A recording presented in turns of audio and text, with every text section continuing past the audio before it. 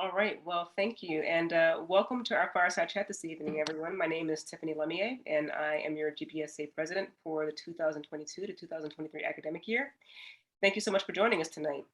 The purpose of this Fireside Chat is to bring local industry leaders to share their experience and expertise with you. And before I introduce our guest speaker, I'd like to remind you that we have a short Q&A session at the end. Please begin thinking about any questions that you may want to ask our guest speaker and type them in the Q&A box. Now I'd like to introduce our speaker to you. Chelsea Elliott. She learned the importance of the health screenings when she was just 4 years old. After failing a vision screening at her daycare, Chelsea found out she was permanently blind in her left eye. 2 years later, a failed hearing screening at her elementary school revealed that Chelsea was deaf in her right ear. In 4th grade, Chelsea learned about Helen Keller and surmised, "I'm half blind and half deaf. I'm Half Helen," a name that would come to characterize her life's work. Chelsea received her bachelor's in communication from St. Edward's University with honors. Her determination to close the access to vision care gap for underprivileged children inspired Chelsea to use her graduation money to found Half Helen, a nonprofit organization that exists to improve children's vision through an innovative delivery of care. In 7 years of operation, Chelsea passed statewide vision screening legislation, fundraised and developed Half Helen's first mobile app called SwiftScreen, and is currently overseeing the construction of their first mobile vision clinic, Optimal Prime by Half Helen. As of December 2021, Half Helen has served over 58,000 children in Central Texas and Hawaii. In 2015, Chelsea was featured as a CNN hero for her pioneering work in new eye screening methods.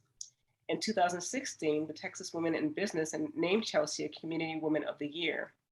In 2017, Chelsea was recognized as an Austin Young Chamber of Commerce changemaker and a Texas State Board of Education hero for children. St. Edward's University presented Chelsea with an Alumni Achievement Award in 2018. In 2019, Governor Abbott appointed Chelsea to the Texas Statewide Health Coordinating Council. Locally, Chelsea volunteers as a mentor with the St. David's Neil Kosuric Scholarship Program and with the Kendra Scott Women's Entrepreneurial Leadership Institute, and serves on the Impact Austin Strategic Advisory Council. I would now like to turn it over to Dr. Single, who will be moderating our Fireside Chat this evening. Dr. Single. Thank you, Tiffany, and welcome everybody. We're delighted to have Chelsea with us this evening. And Chelsea, I'd like to have you start by telling us a little bit more about Half Helen, about your organization. When you started it, right? Was it the first thing you did after you graduated? I mean, did you work somewhere else before you started? I did not. So to understand Half Helen, I usually like to start at my journey leading up to the organization. And Tiffany mentioned that it was my own personal vision and hearing losses and the failed screenings that identified my vision and hearing losses. And then upon learning of Helen Keller's life, my 10-year-old boldly declared that Helen Keller was blind and deaf, and I'm half blind and half deaf. So clearly I'm Half Helen.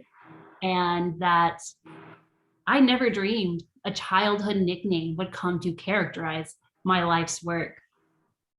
When I was 16, I started my sophomore year of high school with an empty eye socket. My eye had begun to atrophy, to shrink as a result of my childhood eye disease, and it needed to be removed. But what I didn't realize is how emotionally devastating it was to look in the mirror after my procedure and be missing an eye at 16. And my high school history teacher was actually a St. Edward's alum, and he encouraged me to consider St. Ed's because he thought the family and the close-knit environment of campus would help me with my healing journey. And so I arrived at campus broken, and to validate my fears, my first experience on campus was being placed in the handicapped dorm room at Basil Moreau. And it was an accident. But I was terrified that my roommate who I hadn't met yet would hate living in a labeled or disabled room until we both saw the size of the bathroom. And we were on board. Uh-huh. It was my senior year that I took an ethnography class with one Dr. Stephanie Martinez. And our assignment was to write an autoethnography, which is a type of autobiography that connects to larger like, social, political, and cultural influences and themes throughout the time. And as a good little student, I turned in my first draft and she handed it back like bleeding, like blood red, not with grammatical error, but with just the words dig deeper. And having lost my eye, I had really put myself back together and just stayed very shallow, very surface level in relationships. I wasn't ready to feel. And she didn't take that for an answer. She digged in and she pushed until I wrote down my personal loss and my story in words and helped me come alive again. And my advice to anyone listening is if you ever meet a professor like Dr. Martinez, just do what she says. Advice. I do regret, she asked me to make a few more additions and publish, and I didn't do it. And that's something I would do differently. But as a communications major, my passion was really for filmmaking. I wanted to make the next great educational reform documentary like Waiting for Superman, which had just come out. And I had attended a Lions Club meeting, which for those who don't know, was actually challenged by Helen Keller herself back in 1925 to become Knights for the Blind in the Crusade Against Darkness. So they're the largest civic organization dedicated to eradicating vision loss. And in this meeting, the guest speaker talked about this fancy new vision screening device called a spot vision screener, and how it had the technology and capability to screen infants as young as 6-month-olds for 6 of the most common vision issues. I was livid. Like, had this technology been around when I was a child, it might have saved my vision. So I grumbled about it for a couple of days, and my mom finally said, get over it. She's like, get over it and go do something about it. So at that time, the university's campaign was the Take on Your World initiative. And I took that literally in 2013 and used my graduation funds to start Half Helen. And started it right out of college, 2013. I was 22 years old. Didn't have much knowledge of the space, but I had my passion and I had my why, which I think is one of the most important thing when it comes to being involved or founding an organization, is understanding your why. And at 22, I set off to screen the world. I wanted to identify all the vision problems in every child before they became little half Helens like me. And so I Googled the states that didn't require vision screenings in school. And of the 7, Hawaii was one of them. So naturally, that's where I needed to be in order to make a difference in the world. And we screened a little over 6,000 children. And that was our work in Hawaii that caught the attention of the CNN Heroes program and led to my recognition. But one of my favorite stories about the CNN opportunity was that CNN actually has a separate legal team and a producer who reviews every nomination. And they called around the holidays. My mom was preparing for a company's Christmas party, and she didn't read the caller ID whenever they called. She just picked up the phone. Someone asked if they could speak to Chelsea, and she said she doesn't live here, and then hung up.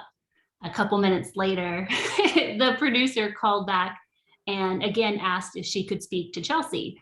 And irritated, my mom said, she doesn't live here, and hung up again. But as she hung up, she finally looked down at caller ID and saw that it read Turner Broadcasting Company, home of CNN. Thankfully, my producer was persistent, and I got a call like an hour later. She's like, does your mom know what CNN is? Does now. Oh, but yeah, I was really grateful for the CNN recognition, because it opened a lot of doors for Half Helen to make waves in legislation. When we returned to Texas, we helped pass a bill that allows for all school-age children to be screened using new screening technology. We developed a mobile app. The demand for screening services grew, and we went from serving 2,500 kids our first year to close to 10,000 in our third year. And like, there has to be a way for us to more efficiently complete screenings, conduct the service, but then notify people. And I couldn't find a solution that really met our needs. And so we built one. And then ultimately we hit our so what factor. It's really great that we've screened kids. We've helped identify problems, which is what I set out to do. But what does it mean, or what is the value of the service if there's no way, no means for that family to access care? And so my brother and sister-in-law are infectious disease epidemiologists, and they're like, this is cool, so what? And that's where it got us thinking down the path to our first mobile eye clinic, which Optical Prime we built during the pandemic and launched officially last June. I think we just hit we've started a little 1,100 patients since August.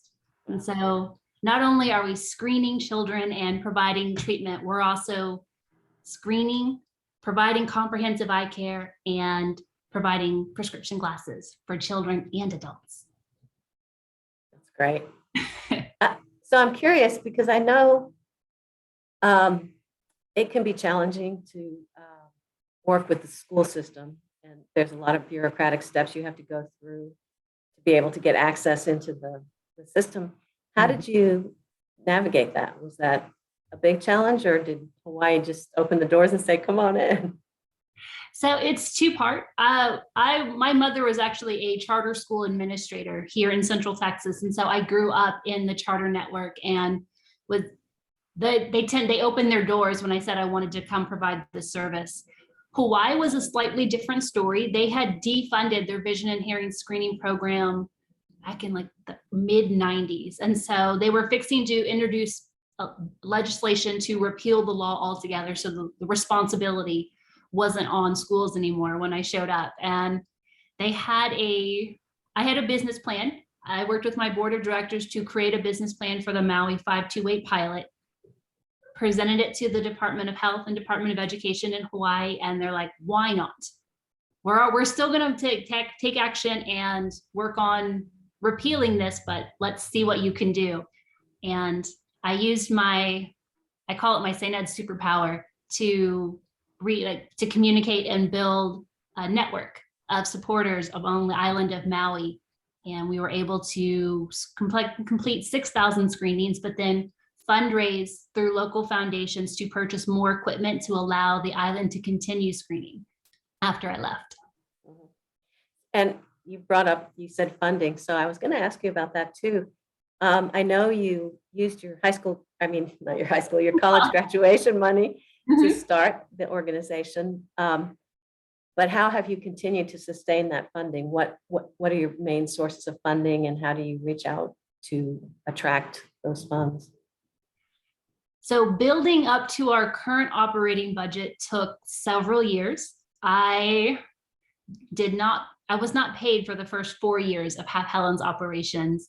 And I managed to sustain by finding certain networking events around town that offered like heavy hors d'oeuvres or drinks. And I would strategize where I wanted to build relationships or get to know people, and coupled that with whichever event was offering free food. And so as I went out and met people and built the network, I laid the framework for HalfHelen's reputation. Who did we want to be in the community, and what were we trying to achieve? One of our struggles in the beginning was that screening isn't a exciting service to fund. It's not a highly valued necessity in the healthcare space. We understand prevention is important, but real funding is in treatment. So it wasn't until we built the mobile app and we started looking at the app as a supplemental revenue source for the organization that we're like, okay, we're on to something with this skill set, but technology wasn't really where HalfHelen's heart at. And ultimately it didn't solve the problem that we're facing, that we're identifying problems and we're letting families know, but the families lack access to care, primarily due to cost and transportations, which are the two greatest barriers. And our research has shown that like now over 60% of children who fail their vision screening don't receive follow-up care, largely due to cost and transportation. And so we looked at what opportunities are there to build a revenue stream from our direct services model. And I pulled my board of directors together, and my board strategy, my recruitment strategy today has been to seek board members with skill set and expertise that I lacked. And so I wanted to understand insurance billing and coding. I brought on the CEO of Austin Retina, who's like, here's everything, here's what your revenue potential looks like. We have optometrists on the board, we have ophthalmology, healthcare marketing experts. And I was like, I have this idea. What if we could figure out how to reduce our cost of care by maximizing the number of kids we see, and then we branch out and we serve adults for a portion of the year that have a reimbursable revenue stream. And then what if for every adult we serve, we could cover the cost of one pediatric exam, which is where we're at right now. And so by expanding our patient demographic and not just helping the children that we see, but their families, and we're working towards fully sustaining our direct service model by helping everyone see the world clearly. That's great. I saw on your website the adult screenings and how you use the school facilities when school's not in session to serve adults or other community clinics, but during the time when school's out and you're not doing screenings for students. But it's definitely a slow journey. I remember feeling ecstatic when Half Helen got its first $10,000 grant. I'm like, okay, how do we get another one?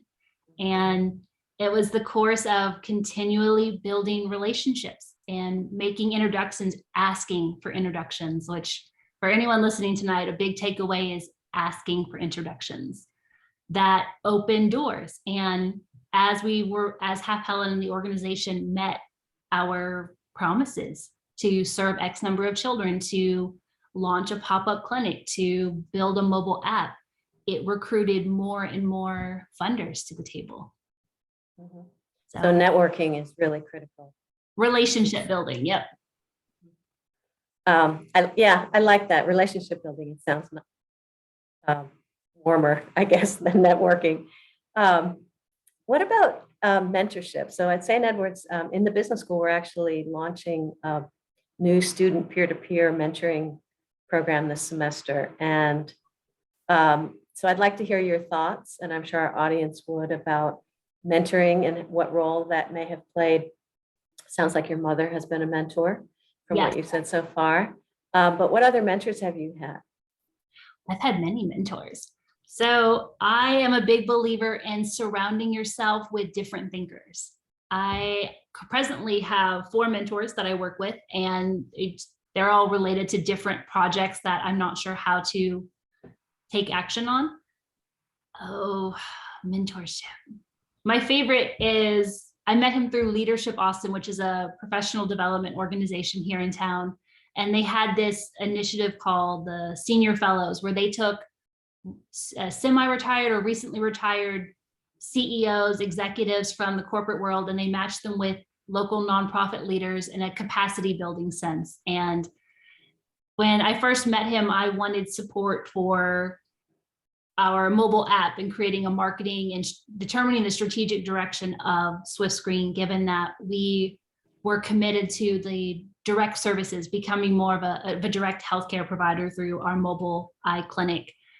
And as soon as he sat down, I kind of like pivoted my original intention and had realized his background in executive coaching and leadership development was exactly what I needed. Half Helen is only, I knew Half Helen could only be as strong as I am. And so I needed to figure out how to think bigger. And I think one of my core talking points for all 4 mentors that I work with is continuing to think bigger, because when you're a small organization, you're in the weeds. You are the doer and the thinker. And so they really act as they pull me out. They're kind of like the eagle that brings me back up to the mountaintop to say, here's another perspective, and they help me frame opportunities. And more importantly, they help me focus opportunities. Because when you're small, everything on the horizon, you aim for everything on horizon. And as you grow, you're like, no, your horizon becomes clear. Mhm. Yeah, interesting. It is hard to prioritize when you're doing the work at the same time that you're trying to make those priority decisions. Yeah. Yes, I met Dick in 2018, just after I was on the philanthropitch stage. Are you familiar with philanthropitch? No, I mean, I'm familiar with a lot of pitch competitions and things around. So it is a pitch competition specifically for nonprofit organizations. And the year I pitched, the theme was a technology component. So I got on the stage to talk about SwiftScreen. And at that time, HalfHelen was a difficult organization to sustain. We were only providing screenings. And I mentioned earlier, that wasn't necessarily an exciting project to fund. And so I was nervous about how do I keep this organization afloat. And I got up the day of, I was on the stage rehearsing my pitch, and I had fumbled through it both times. And another finalist even said to me, don't be surprised if you don't get anything, if you don't win anything. And it was soul crushing, because all I could think of were the number of funders and family members and friends who had invested in HalfHelen, and what it would mean to let all of that go. And so I went home to get ready for the competition, and my mom said, let it go. There's nothing you can do about that feeling right now other than use it to inspire you up on that stage.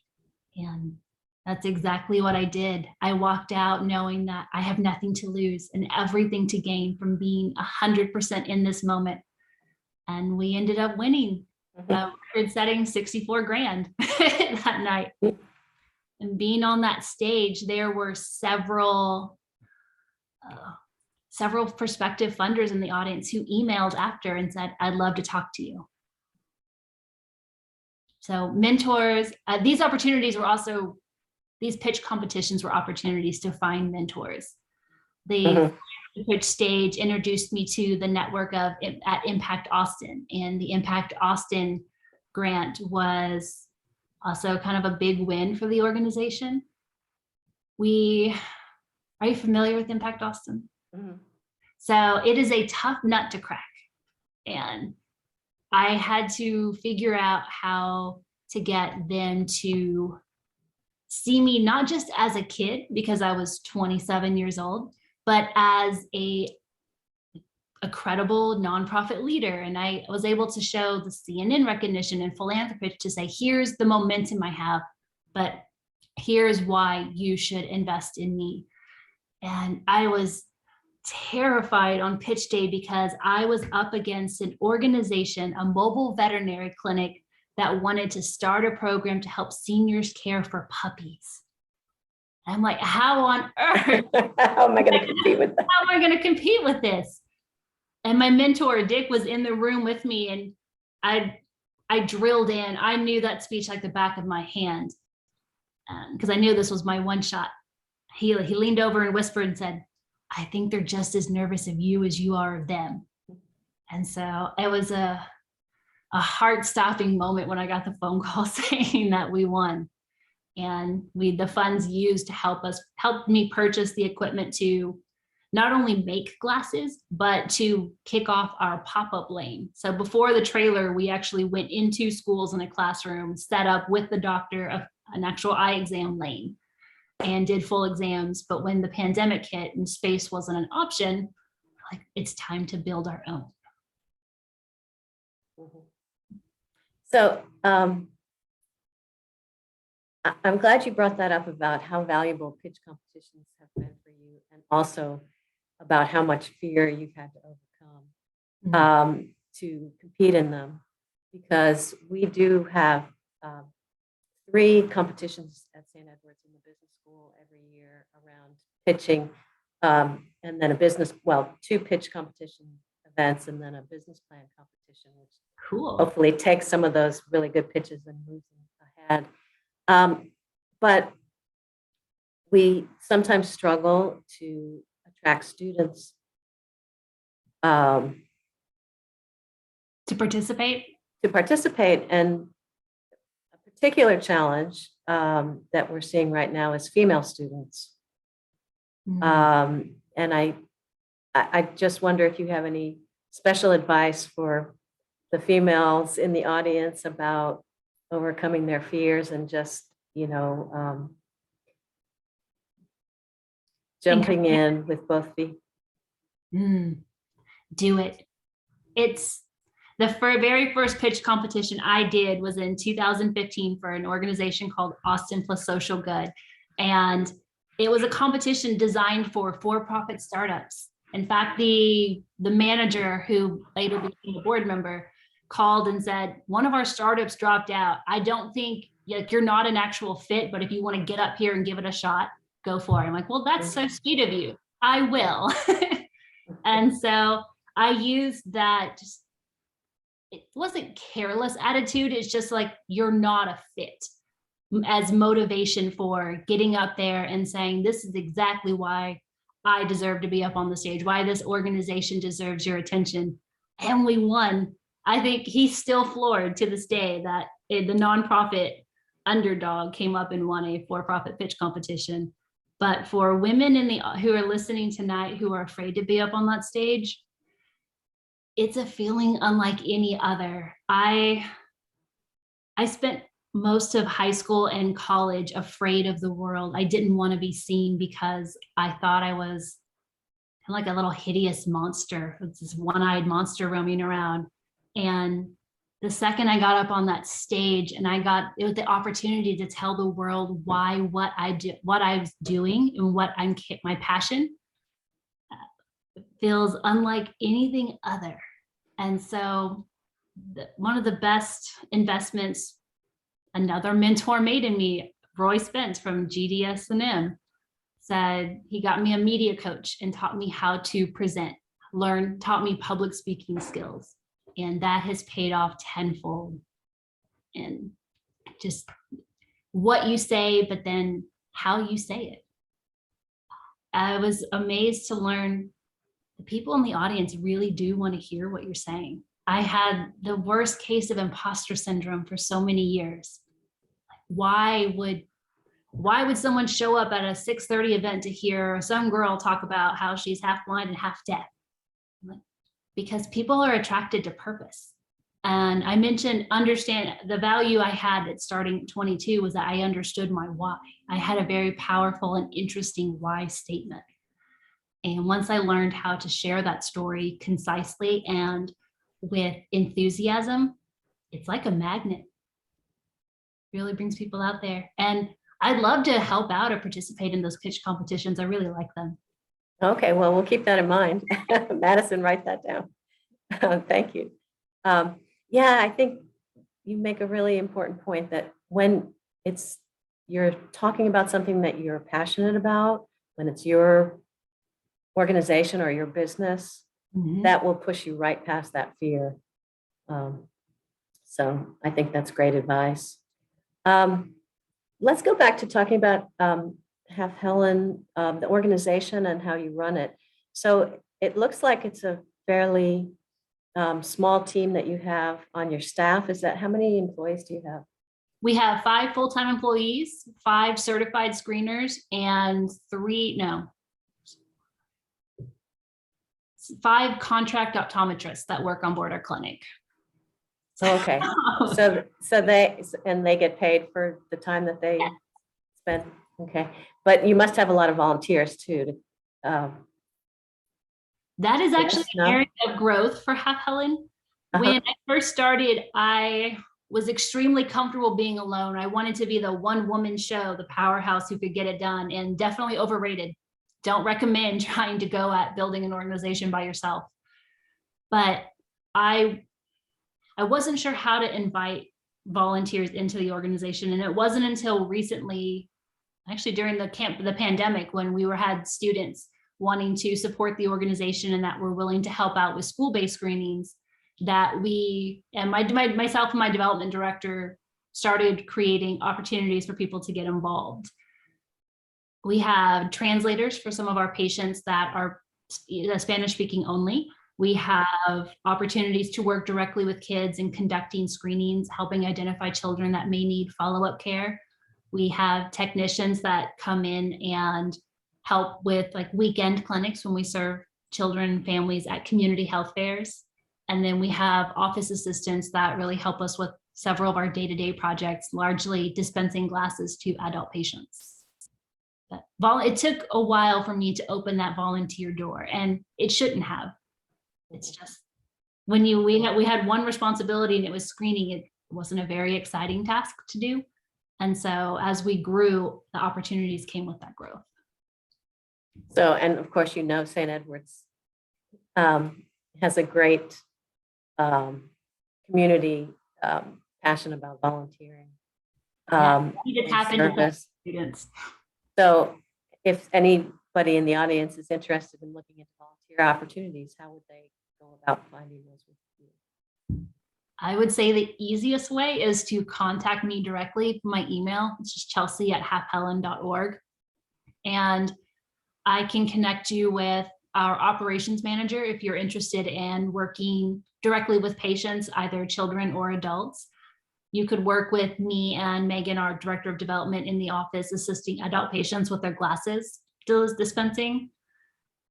We have, because we've seen over 1,000 patients, we've got over almost 900 pairs of glasses to sort and organize and then hand out to patients. We have a really fun activity called Glasses Day. So I mentioned earlier, our programming takes place in 3 parts. We have a screening that finds the problem. We have the mobile clinic that provides the treatment and allows children to pick out the glasses. And then step 3 is Glasses Day, when we actually go back to the school and we dispense glasses to kids. And our partnership with Warby Parker brings Warby Parker opticians on site who actually will do the fitting to make sure the glasses fit and are comfortable. And then we train volunteers on how to do a little education program on like how to maintain your glasses, why it's important to wear them, especially like younger children that have an astigmatism, which is blurry vision. Wearing their glasses kind of helps retrain their brain what the eye should be seeing versus what they've accommodated or adapted to their entire lifetime. So it's, you get to see that aha moment. It's one thing to talk about, oh, they can't see and now they can. It's another to see their face light up because the world now has definition, has clarity. Mm-hmm. It's such an easy problem to solve. And I think that's another reason why it's easy to overlook this cause. I'm like, well, if you can't see, you go to an eye doctor, you get glasses. It's a very simple problem with a simple solution. But what if you can't access the doctor? What if you can't afford the doctor? Then this very simple problem becomes something that keeps a child from participating in the classroom. What we found from teachers is that they say children in their classroom who get glasses often have fewer behavioral incidences, primarily talking out of turn because they lean over to their classmate and say, hey, what does that say? Yeah. We can't see. Yeah. It's a very simple joy to be able to provide. So I can see in talking to you so many connections, how your St. Edward's education must have influenced who you are today. But are there particular things that you recall from your time here that you think are the biggest influencers, other than Dr. Martinez, obviously? She got me into this mess. One of my most profound takeaways from campus was ethics professor named something Zanardi, Dr. Zanardi. And he taught me that care is the mother of all things. And when I first heard it, I'm like, no. And as I let it sit and as I stewed on what that meant, I realized he's 1000% right. And I actually went back to class, or went back to campus and told him that. And that it's our ultimate why. Why do we do anything? Why we do anything relates to how much we care about it. And that mentality, that simple phrase is actually plastered all over our office and the clinic, and it's a perfect reminder of why we do what we do. Why do we care if people can't see? Why do we care about providing our patients with excellent care, with using high advanced equipment? Why do we care about treating them with dignity? Why do we care about our valuing ingenuity and finding creative solutions to address this problem? And the answer is because we believe that clear eyesight is a basic human right, and that no one should experience this truly solvable problem and the frustrations that come with being unable to see clearly. So yes, that care is the mother of all things. I had to kind of coach it into my team for a little bit. They're like, why do you keep saying this? I'm like, let me tell you. And so I had to pull out my notebook from that ethics class and be like, Dr. Zanardi said that. And he actually wrote down the phrase in Latin for me too, which I think I've since missed. But I won't quiz you on that. Because I wouldn't know the answer anyway. So are there any particular subject areas that you would recommend for our students that want to be entrepreneurs or start nonprofits? Maybe a better way of asking that is, is there anything you wish you had taken while you were here that you didn't? Yes. So some of the challenges I faced when starting Half Helen is that I had zero industry knowledge, zero vision care knowledge, zero business knowledge. When I filed the incorporation paperwork, I also started the organization without having really worked anywhere else. And so the concept of office politics in coworkers, completely foreign to me, which is probably why I love the show The Office so much and how it's relatability. But I didn't understand budgets or financials, marketing, websites, communication, frequency, and the different. I understood communication, that they drilled into us really well at the School of Humanities, but it's the external piece that I struggled with. And so when starting an organization, you don't necessarily need to know all of the information, but you should do your very best to surround yourself with people who understand subsets of what you need for the growth. For example, I mentioned not understanding finance, budget, marketing. My first 3 board members, one was the director of finance for a tech company here in town. The other was the national salesperson for Niall Maxwell Fiats back in the day. And so she understood sales and marketing and messaging. And then my 3rd board member, the one who was with that Austin Plus Social Good pitch competition, understood community messaging and relationships. And so I used that 2-year time with them to absorb everything in their brains and then translate it into action steps for the organization. And ultimately, when they became invested in the organization, they started talking about it. They became my advocates. I would also say, when you know your why, when you can communicate your why with purpose and passion, these people will find you. It's amazing how magnetic being able to communicate your why is in a space, especially like Austin, how tight knit not only the nonprofit community is, but the funding community. And when one talks about you, they all hear it. And that's the beauty of Central Texas funders. Mm-hmm. I would also say that it takes a long time for people to invest in you. I was 22 years old and I was the kid in every room that I walked in. And it was all the very, oh, good for you, sweetie. Good luck. Just let us know how it goes. Like, well, how do you build on let me know how it goes? It's not sustainable. They liked my story, but I was still in their mind a risk. Most organizations fail within their first 3 years. And so I had to get past that hump to be like, okay, I'm here to stay. I had the sheer determination and like that relentless will to survive. That was another cornerstone of success. But you have to remember that people who invest in you, are particularly funders, they have to protect their portfolio and their reputation too, because when they put their name out for you, it's a risk. And so when you ask for someone's support, you show up for them 110%.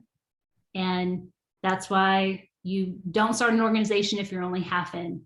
It's not worth your effort, and it's not worth asking other people to invest in it. Oh, the other thing I wish I knew is that there will be times when you don't know the way forward. I told the philanthropist story earlier, and that truly was a moment where I didn't know how Half Helen was going to succeed. I started the organization to screen children. We screen children. Then we were going to pass a law that allows for all children to get screened with new technology, and we did that. What do we do next? I don't have the reputation or the funding yet to launch a clinic. So what's the next step? And that's where the blind faith part comes in. And I would advise that work hard, and for heaven's sake, show up. Always show up when expected, especially when you don't know the way forward. But remember that when you work hard and when you show up and there are funders in the audience, they talk to each other, and they talk to each other immediately. The funding committee, the funding network in Central Texas is very, very small and very close. And so when one speaks your praises, they all hear and they want to learn more. When one is not impressed, they don't answer phone calls. And so I've had friends who have struggled to open doors as a result of not meeting expectations. Yeah, and I've heard that from so many entrepreneurs that in the Austin area that not just showing up, but also giving back, volunteering, serving in these organizations that you've been talking about, that really establishes your reputation as somebody that they want to continue to work with. Connectors.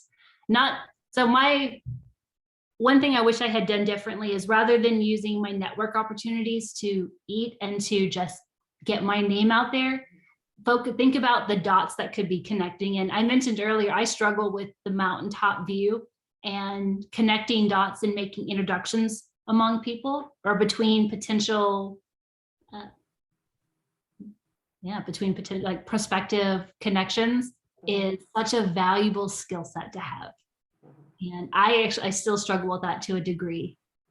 Part of it is I tend to think the world revolves around me, and I'm working on surrounding myself with people who are like, no, here's what we need to be doing. But being able to see and listen to what like a prospective funder is interested in and connect them to someone who shares that topic will automatically bring you back to mind when they speak to them. Yeah, so it may not be a direct benefit in the moment for you, but at some point it circles back and does help you. Yeah, my name usually now comes up in conversation when you make introductions, and people kind of remember the role that you play when you introduce two topics, even though, like you said, it doesn't directly benefit you. You make a difference, and more importantly, you help people get funded. I was so excited when Generation Citizen, it's a civics organization, when Meredith was able to really escalate her programming and serve more university programs by making introductions to a certain funder. So what do you, what's next for Half Helen, do you think? What are you looking into the future and hoping to be able to do? That is an excellent question. I personally see us launching another 3 mobile clinics in the next 5 to 6 years. My staff and director of development would love to launch 1 in the next 3. I'm like, come on, the need is so much greater. The pandemic forced us to rely heavily on technology to learn, for example, for education. And as a result, our eyes are starting to adapt to either a near or a closer range acuity, and it's creating more vision problems.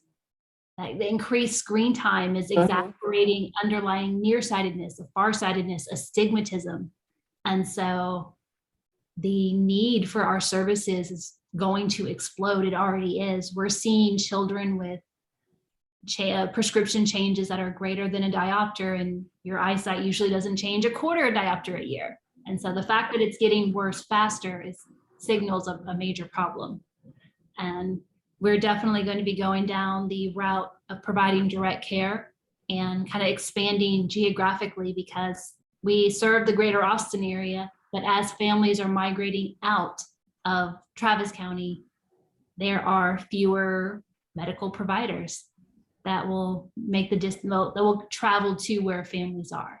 And so we will have a fleet of optical primes traveling Travis County and the 5 surrounding counties in the next 5 years. So are there other states besides Texas and Hawaii that don't require vision testing in the schools? They do. I'm off the top of my head, the North and South Dakota, Arkansas, Hawaii, New Mexico. What's the other one? Idaho, and I forget the 7th, but they're like Northeast. Arkansas didn't really sound that appealing, but then Hawaii was the one that caught my attention, and I'm like, I know one person there. I should go to Hawaii. We do have our sights on state expansion. It's probably farther down the road. I would like to see HalfHelen figure out our long-term plan for our mobile app SwiftScreen and really dig into what resources are needed to sell the product, for lead generation, for providing customer support to our existing partners. Potentially an actual a software acquisition could be in the mix. And so going down the acquisition route could be a pretty cool bucket list thing to hit in the next couple of years. We have one prospective party, but the product isn't, I'd like to get it used consistently throughout the state of Texas first before we try to modify the product to be applicable for other states that conduct screenings. So I have my eye on a distributor, but technology is a whole other beast when it comes to your company resources and infrastructure. So right, and the talent you need to have to help you with that. Yeah, talent, the resources, the infrastructure, the support. The app will either undergo a full acquisition, and we'll use the proceeds and the profit to fund our direct services, or it'll eventually kind of spin off into its own entity, and we could arrange a revenue share, or that a portion of the profit support optical prime mobile vision clinics. But what I really want us to do is solidify how we truly solidify the cost of providing one eye exam, and how the profit from that exam funds one pediatric exam, and get our 1-for-1 model. I think that will be what truly sets us apart from other competitors in the space. And that was my other piece of advice for undergrads interested in starting an organization. One thing I wish I had done differently is research. I knew what I wanted to do, and I knew why I wanted to do it, but there was more research I could have done to discover who are the other players in this space, who is doing the work, more importantly, who's not doing the work, and if they're not doing it, why aren't they doing it? And get to know the people in the day-to-day operations. The nonprofit community in Austin is incredible, and they're welcoming, and they're open to sharing information. And if there's a cause you're passionate about, learn every single person who's doing it and start to tease out why your idea is different, and make sure you understand your unique value proposition, because that's the cornerstone of funding, is understanding and communicating your UVP. Yeah, and the idea of understanding why other organizations are not doing what you want to do, I think, is so important, because that's when you find out what the obstacles are that you're going to have to overcome to be successful if you're going to do this. Like, for example, I thought everyone and their brother would love to support a pediatric eye clinic, and it makes a world of sense. Children need to be able to see. There's very few revenue opportunities for serving children. Children don't have as many eye health problems as adults do. And so expanding our patient demographic allowed us to grow our revenue sources, and because adults tend to have more complex and more routine issues for us that we can address. And so the reason why there weren't specifically pediatric vision clinics is that it wasn't a sustainable service.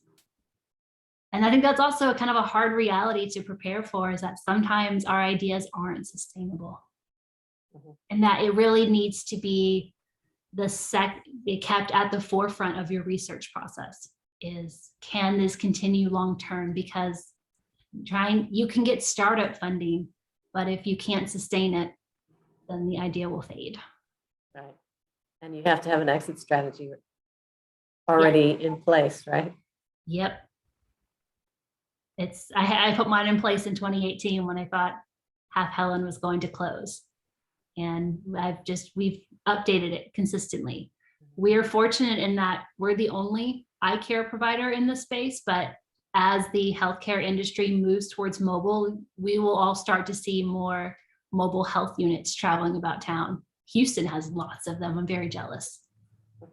So my next big push is to get the city of Austin to invest in these like super fancy electrical poles that are designed for like RV camps that multiple mobile health units can park around, and it creates this mobile community health center where you have different subspecialties all working together. That sounds great. Yes, my friend of mine is a councilwoman for the city of Austin, and I'm like, yes, Vanessa, here's what I'd like to do. Where can we set up one of these electrical power grids so that more mobile health units can come to town and we can provide care at really a more affordable venue. Mm-hmm. Well, I would like to allow our audience the opportunity to ask you some questions. We could go on forever, but let them chime in. So Tiffany, let me turn it over to you to share the questions that have come in. Thank you, Dr. Single. The first question is, if given the chance, what's one piece of advice you'd give to your younger self when starting Half Helen? One piece of advice I would give my younger self?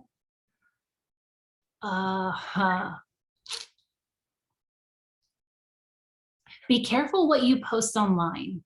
And what I mean by that is social media platforms are becoming our character references for people that we hire. When I was 22, I posted all kinds of like really weird, silly, thankfully, like photography shots of flowers and bluebonnets and a lot of the bright red doors on campus at main building. But when I started interviewing for this position that we have open, we look into who you are. We look to see if who you are in the interview matches who you are online, because at a small organization, cultural fit is everything. And a small org, you can't get lost in a large company like IBM or Microsoft. Certainly. Thank you for that. And the next question is, are there times that made you want to give up? If yes, how did you handle that? There are definitely times. The one that comes to mind most was March of 2018, when I had no idea where our next funding source was going to come from. I was dejected, and we had applied to Philanthropitch, but again, we were a young organization and we were high risk to the funding community. How did I get through it? Blind faith, taking a deep breath. I ran a lot back in the day. Running gave me 1 hour away from the anxiety of what are we going to do next? What's the next step forward? And then I got the call from Dan Graham at Notley and said, hey, congratulations, you're a finalist. I'm like, okay, here's a shot. And as soon as I got that opportunity, I put every ounce of energy I had into rehearsing, crafting, reaching out to Dr. Martinez at St. Ed's, like, hey, will you look at my pitch? I have 3 minutes to convince 500 people to invest in me and this idea. SwiftScreen was created to be an internal work solution. I never dreamed of commercializing it. I just wanted some operational efficiency. And when a school partner saw me using it, they asked, how can I buy it? So I needed funding to create a proprietary app that we could monetize. And oh God, don't be surprised if you don't get anything. Also soul crushing, but at the same time was that motivation to give it your all. Like I put everything on the line. So faith, running, and work, yeah, showing up. Showing up. Mm-hmm. Definitely. Another question. What an incredible journey and life story. Thank you for your amazing contributions to the world. I'm wondering about your partnerships. For example, who makes your eyeglasses? Do you have partnerships with eyeglass companies, and how does that work? How do your contacts with healthcare screeners work? And is there a fund that people can contribute to support HalfHelen? It's a very loaded question. Yes. Okay, so I'm going to break that one. Part one, yes, we do have a partnership with an optical lab.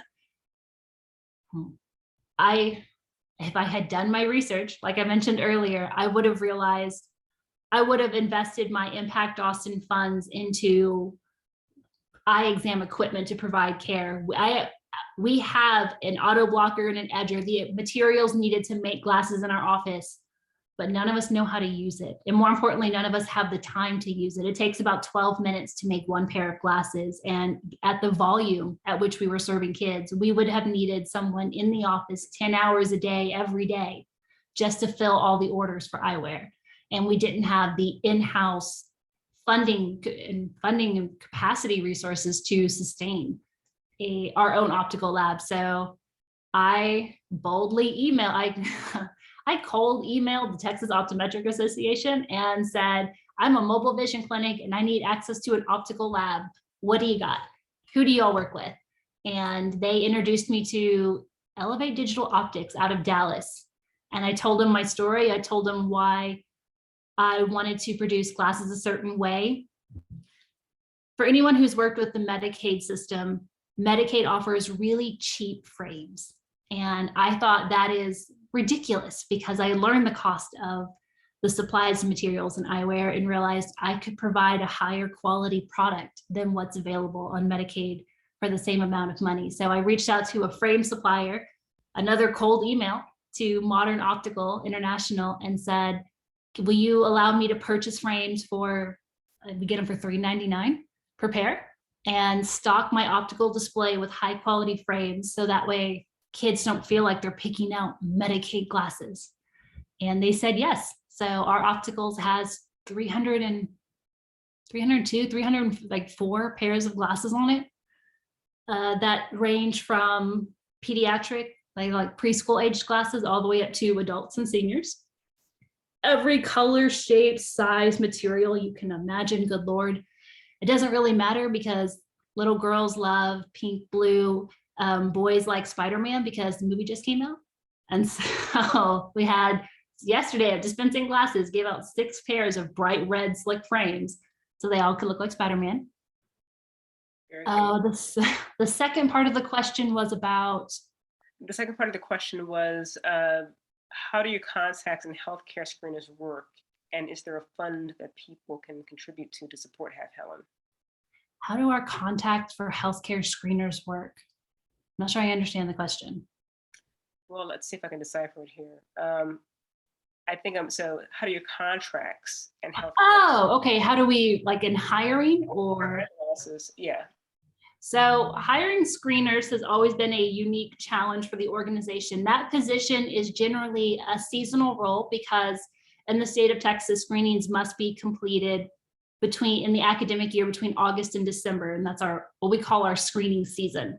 And so historically, we've contacted stay-at-home parents who are looking for some daytime activity while their kids in school. And we structured the position to where they would be on site at a school with us from 8:30 to 2 o'clock. So after drop off, after morning drop off, and then time to pick them up in the afternoon. And I kind of like played with different staffing models and realized that if I had 5 screeners on site, they had the potential to screen between 250 and 300 kids a day, which for most elementary schools is the number of kids that you're required to screen.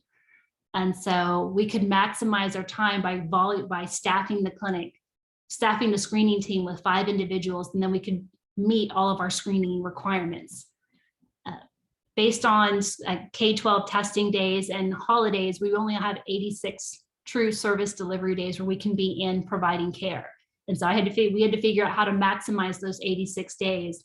And by being able to complete screenings within a day or two, we could maximize the number of schools that we could serve. And you can absolutely donate to Half Helen. If you go to our website, HalfHelen.org, there is a donation page. And my director of development, Megan, would love to send you an email tomorrow. And thank you for supporting our cause. Thank you so much. And so, Dr. Single, we are 2 minutes over. Do we have any closing remarks from Chelsea that we should include before wrapping up? Chelsea, I should ask you. Thank you. We will have some internships available if anyone is looking to intern with our organization. As an alum, I don't support unpaid internships. So one of the things I'm proud of at Half Helen is that we offer paid interns for undergrads. And for anyone interested in an internship with us, please send me an email. And with I want your resume and then just a paragraph about why you would want to intern with us. And repeat very good. Sorry? Repeat your email address one more time. Oh, it's my first name, Chelsea, CHELSEA at halfhelen.org. Wonderful, thank you. Dr. Single, how about you? Do you have any closing remarks? Well, I just want to thank Chelsea so much for taking the time. I think your work and everything that you've said is very inspiring, not just for the students, but for me too. I'm thinking someday when I retire, maybe this could be a volunteer opportunity that I would enjoy. Love that. Keep up your wonderful work, and I hope that we can send you some good interns. Yes, now that we've opened the internship door, we've had phenomenal experience with them. So I'm excited to see who would like to help us grow the organization next. So thank you guys for the opportunity. It was a pleasure to be here tonight. Thank you so much. And thank you for attending this evening to the audience. And we wish you all a good night and please stay safe out there. Thank you, Tiffany. Thank you.